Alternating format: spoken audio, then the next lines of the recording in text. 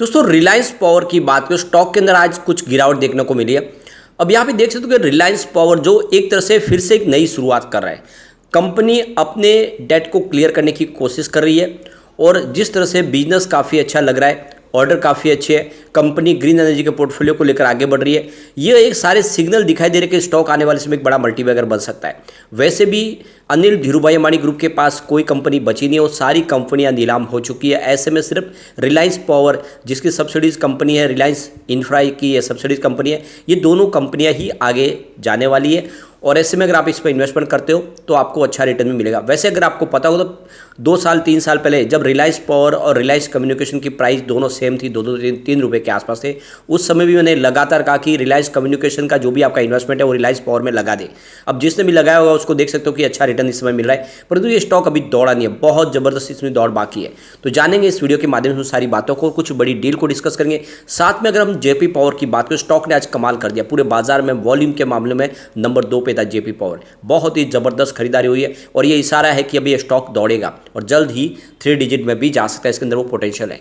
कुछ बड़ी अपडेट है जिनको एक एक करके डिस्कस करेंगे, लेकिन फ्रेंड उससे पहले अगर आप पहली बार हमारे चैनल पे आए तो चैनल को सब्सक्राइब कर दीजिए, एक बेल आइकॉन दबा दीजिए ताकि जब भी नया वीडियो बने पहला नोटिफिकेशन आपको मिले। वीडियो पसंद आए तो लाइक से जरूर कीजिए। चलो फ्रेंड्स वीडियो स्टार्ट करते हैं। मैं हूँ आपका दोस्त एस.बी. दवे और हमारे अपने चैनल ऑनलाइन कमाई में आपका बहुत बहुत स्वागत है।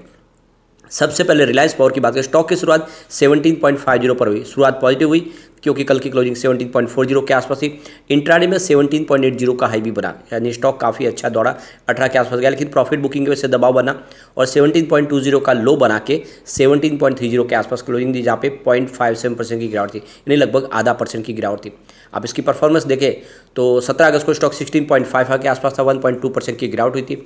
18 अगस्त की बात करें, स्टॉक 16.40 के आसपास है, 0.9% की गिरावट हुई। 21 अगस्त की बात करें तो 16.35 के आसपास स्टॉक था, 0.3% की गिरावट हुई। लेकिन 22 अगस्त को स्टॉक ने ज़बरदस्त दौड़ लगाई, 17.40 के आसपास चला गया, 6.4% की ज़बरदस्त तेज़ी के साथ में। और 23 अगस्त को यानी आज देखें तो 0.6% की मामूली गिरावट हुई है। तो ज़बरदस्त तेज़ी के बाद कुछ प्रॉफिट बुकिंग हावी हुई है। वॉल्यूम लगभग एक जैसा, पिछले एक महीने पहले इसका 17 करोड़ का वॉल्यूम था, 4 करोड़ की डीले उठाई गई थी। 1 वीक पहले 10 करोड़ का वॉल्यूम था, 2 करोड़ की डीले उठाई गई थी। कल 9 करोड़ का वॉल्यूम था, 2 करोड़ की डीले उठाई गई थी और आज भी 9 करोड़ का ही वॉल्यूम हुआ है। अब यहाँ पे एक बड़ी गुड न्यूज निकल के आ रही है। ये जो रिपोर्ट कह रही है कि आने वाले 2030 तक जो ग्रीन एनर्जी का पोर्टफोलियो तेज़ी से बढ़ेगा और उसका योगदान 64% तक पहुँच जाएगा। यानी आप समझ सकते हो कि सरकार चाहती है कि ज़्यादा से ज़्यादा ग्रीन एनर्जी का इस्तेमाल किया जाए इलेक्ट्रिसिटी कंजम्पशन में, और इसीलिए कोल बेस्ड पावर प्लांट की कैपेसिटी को कम करके रिन्यूएबल एनर्जी के पोर्टफोलियो को बढ़ाया जाएगा। तो सरकार ने जो अपना गोल सेट किया कि 500 गीगावाट की कैपेसिटी को पाना है 2030 तक रिन्यूएबल एनर्जी के माध्यम से, और कोल बेस्ड जो पावर कैपेसिटी है उसको फिलहाल स्टेबल रखा जाएगा, उसमें और तेज़ी के साथ में वृद्धि नहीं की जाएगी। तो सरकार का कहना है कि फिलहाल हम कोल बेस्ड कैपेसिटी को नहीं घटा रहे, ये घटा नहीं रहे। ये बात तो देख सकते हो कि बिल्कुल यहाँ पे सच में गलत बात साबित होगी, क्योंकि हम उस कैपेसिटी को थोड़ा सा कम करने की कोशिश जरूर करें, लेकिन जिस तरह से इलेक्ट्रिसिटी कंजम्पशन बढ़ रहा है उसको भी मेंटेन रखना जरूरी है।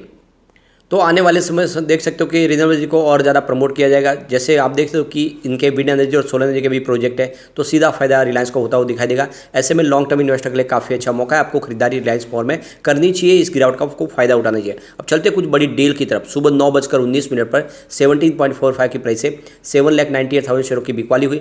फिर 9:33 पर 17.70 की प्राइस से 12,28,000 शेयरों की एक शानदार खरीदारी हुई। फिर 9:34 पर 17.80 की प्राइस से 11,14,000 शेयरों की एक बड़ी खरीदारी और हुई। उसके बाद 10:06 पर 17.45 की प्राइस से 10,10,000 शेयरों की बिकवाली हुई। उसके बाद 2:08 पर 17.40 की प्राइस से 10,43,000 शेयरों की एक बिकवाली और हुई। फिर 2:12 पर 17.35 की प्राइस से 12,84,000 शेयरों की एक बिकवाली और हुई। तो आप ये देख ही सकते हो कि बड़े फंड हाउस ने यहाँ पे प्रॉफिट बुकिंग की है, क्योंकि पिछले दिनों तेजी बनी थी। और आपको ये भी पता होगा स्टॉक ने 9 रुपये से दौड़ना शुरू किया था, 18 तक आया, काफ़ी कम समय यानी 2-3 महीनों में पैसे डबल हुए। ऐसे में लोग तो प्रॉफिट बुकिंग करेंगे और इसीलिए स्टॉक थोड़ा नीचे है, लेकिन जल्दी यहाँ पे एक शानदार तेजी बनेगी और स्टॉक फिर से कमाल करेगा। तो लॉन्ग टर्म इन्वेस्टर के लिए मौका अच्छा है, रिलायंस पावर में आप इन्वेस्टमेंट कर सकते हैं। अब चलते हैं हम जेपी पावर की तरफ। स्टॉक की शुरुआत 7.50 पर हुई। शुरुआत पॉजिटिव हुई क्योंकि क्लोजिंग कल 7.40 के आसपास थी। 7.80 का हाई भी बना स्टॉक में और जो लो है वो 7.45 का। तो अच्छी बात है कि पूरे दिन में कहीं कोई गिरावट देखने को नहीं मिली और अंत में जो क्लोजिंग है वो 7.65 के आसपास रही, 3.38% की शानदार तेजी के साथ। तो बहुत ही ज़बरदस्त तेजी देखने को मिली है। इसकी परफॉर्मेंस अगर आप देखें तो 17 अगस्त को स्टॉक 7.30 के आसपास था, 2.7% की गिरावट हुई थी। 18 अगस्त की बात करें स्टॉक 7.10 के आसपास आया, 2.7% की गिरावट के साथ है। 21 अगस्त की बात करें 7.10 के आसपास स्टॉक था, कोई भी अप डाउन देखने को नहीं मिला। लेकिन 22 अगस्त की बात करें स्टॉक ने 7.40% की ज़बरदस्त तेज़ी बताई, 4.2% के साथ तेज़ी के साथ 7.40 के आसपास आया। और आज देख सकते हो कि 7.65 पर स्टॉक आ गया, 3.4% की शानदार तेज़ी के साथ। तो सिर्फ 2 ट्रेडिंग सेशन में लगभग 8 से 9% की ज़बरदस्त तेज़ी बनी है। तो ये समझ सकते हो स्टॉक बुलिश जोन में आ चुका है और वॉल्यूम में ज़बरदस्त इजाफा है। पूरे बाजार में वॉल्यूम के मामले में नंबर 2 पे है सुजलॉन के बाद में, नंबर 2 पे जेपी पावर है। ये इशारा है कि स्टॉक अब तेज़ी से दौड़ सकता है। आप इसके वॉल्यूम में भी समझ सकते हो, पिछले 1 महीने पहले इसका 13 करोड़ का वॉल्यूम था, 4 करोड़ की डिलीवरी उठाई गई थी। 1 वीक पहले देखें तो 11 करोड़ का वॉल्यूम था, 4 करोड़ की डिलीवरी उठाई गई थी। और कल 20 करोड़ का वॉल्यूम होता, 7 करोड़ की डिलीवरी उठाई गई थी और आज भी 7 करोड़ का ही वॉल्यूम है। तो काफ़ी ज़बरदस्त वॉल्यूम हो रहा है। इसकी परफॉर्मेंस देखें तो पिछले 5 साल में इसने 163% का पॉजिटिव रिटर्न दिया है। 2 ईयर के हिसाब से 118% का पॉजिटिव रिटर्न है, लेकिन 1 ईयर के हिसाब से लगभग 2% की गिरावट हुई है। 6 मंथ में स्टॉक ने 11% की फिर से तेज़ी बता दी है और 3 मंथ के हिसाब से स्टॉक ने 35% का ज़बरदस्त रिटर्न दिया है। सिर्फ 1 मंथ की बात करें स्टॉक ने 28% की शानदार तेज़ी बताई है। पिछले 1 सप्ताह में स्टॉक में 2% की तेज़ी बनी और 1 डे के हिसाब से लगभग 4% की तेज़ी। ओवरऑल देखें तो रिटर्न अच्छा दिख रहा है इस समय। बड़ी अपडेट निकल के आ रही है, जो ग्लोबल डाटा यहाँ पे शेयर किया गया उसमें कहा गया है कि इंडिया इस समय डिजिटल टेक्नोलॉजी का इस्तेमाल कर रहा है इलेक्ट्रिसिटी डिपार्टमेंट के अंदर, जिससे जो डिस्कॉम के माध्यम से जो बिजली का डिस्ट्रीब्यूशन है उसको अच्छे से किया जा सके। इसके लिए रोबोटिक्स टेक्नोलॉजी, 5G टेक्नोलॉजी इस्तेमाल की जा रही है। तो ग्रिड कनेक्टिविटी के लिए लेटेस्ट टेक्नोलॉजी इस्तेमाल की जा रही है, जिससे देखें तो इलेक्ट्रिसिटी का मेंटेनेंस अच्छे से किया जा सकता है।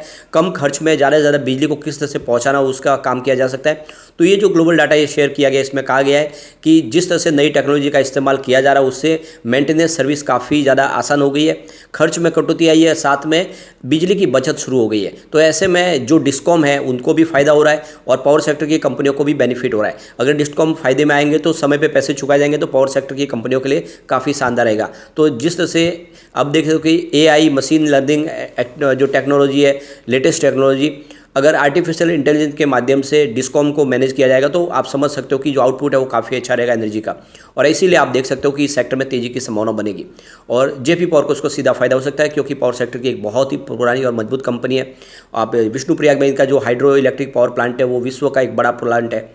अब कुछ बड़ी डील की तरफ चलते हैं। सुबह 9:24 पर 7.55 की प्राइस से 18,77,000 शेयरों की एक ज़बरदस्त खरीदारी हुई। फिर 9:45 पर 7.65 की प्राइस से 20,28,000 शेयरों की एक बड़ी खरीदारी और हुई। उसके बाद 9:48 पर 7.70 की प्राइस से 22,95,000 शेयरों की एक प्रॉफिट बुकिंग हुई। फिर 10:03 पर 7.70 की प्राइस से 27,90,000 शेयरों की एक ज़बरदस्त खरीदारी हुई। फिर 10:04 पर 7.75 की प्राइस से 21,28,000 शेयरों की एक बड़ी खरीदारी हुई। फिर 10:08 पर 7.80 की प्राइस से 42,93,000 शेयरों की ज़बरदस्त खरीदारी हुई। 10:43 पर 7.75 की प्राइस से 30 लाख शेयरों की एक ज़बरदस्त खरीदारी और हुई। फिर 2:57 पर 7.65 की प्राइस से 20 लाख शेयरों की एक बड़ी खरीदारी और हुई। फिर 3:09 पर 7.70 की प्राइस से 20,20,000 शेयरों की एक ज़बरदस्त खरीदारी और हुई। तो आज बहुत ज़बरदस्त जम के खरीदारी के बड़े फंड हाउस हैं और ये इशारा कर रहा है कि स्टॉक बहुत जल्द 2 डिजिट में जाएगा और आने वाले समय ये 3 डिजिट में भी जा सकता है। तो लॉन्ग टर्म इन्वेस्टर के लिए काफ़ी अच्छा मौका है, खरीदारी आप जेपी पावर में कर सकते हैं। लेकिन फ्रेंड, कोई भी इन्वेस्टमेंट करने से पहले अपने फाइनेंशियल एडवाइजर से बड़ा ले ले या अपना खुद का रिसर्च करें, क्योंकि मैंने वीडियो आपके एजुकेशनल पर्पज़ के लिए ही बनाया। वीडियो पसंद आए तो लाइक से जरूर कीजिए और चैनल को सब्सक्राइब कर दीजिए। Thank you friend.